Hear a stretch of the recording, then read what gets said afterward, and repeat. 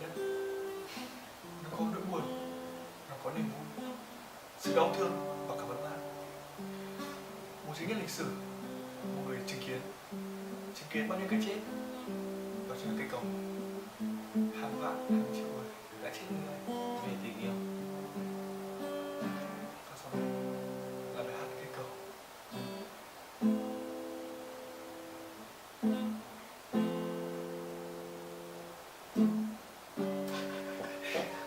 Yeah.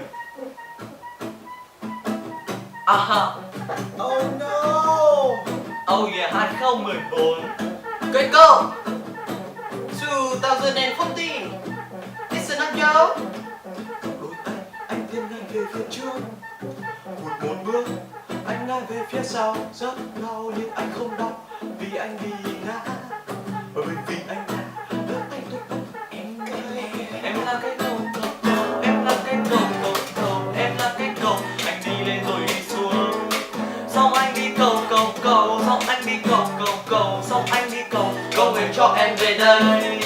Giang rộng đôi tay, anh tiến ngay về phía trước, một bước anh ngã về phía sau, rất đau nhưng anh không đau vì anh bị ngã, vì anh đã bị mất em. Bye bye em. Ô là cây cầu, ô là em trôi đi đâu rồi, em đã mới xa rồi. Ô là anh buồn lắm, ô là anh chỉ muốn làm tình yêu của hai chúng mình như lúc ban đầu, bởi vì em là cây cầu cầu cầu, em là cây cầu cầu cầu, em là cây cầu. Anh đi lên rồi đi xuống, xong anh đi cầu cầu cầu, xong anh đi cầu cầu cầu, xong anh đi cầu cầu để cho em về đây. Yeah. Hôm qua anh đã em lên cầu, cho bây giờ người nó bị sao xa, chẳng từ đâu ra mà không ai để một người. Em đã cười thiết tha, em đã cười thiết tha. Đứng trên cầu anh nhìn em rơi, làn gió mát từ là cá đang bơi, đôi tay em vẫn đang chơi với tôi mà xin lỗi em không thể với tới. Anh nói thôi em đừng kêu la một câu thôi. Cuộc sống mà ai có quan có ai đi đập đá, thế nên hôm nay em đã phải trả giá. Ôi là ô là vậy hát sai mẹ lời rồi nhưng cứ hát đi. Yeah. Tiếp tục đến sau đây đến đoạn ô là nhé mày.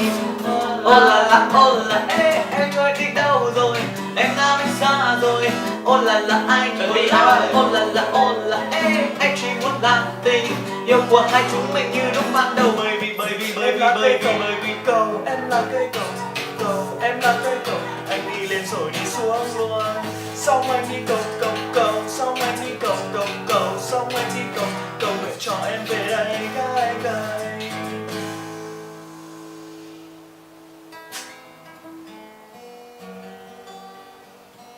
tất cả nhìn xuống.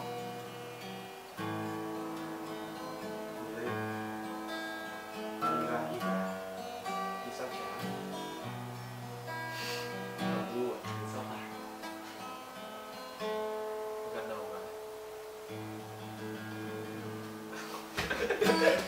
Chứ mà tao bị vết mưa lại rồi.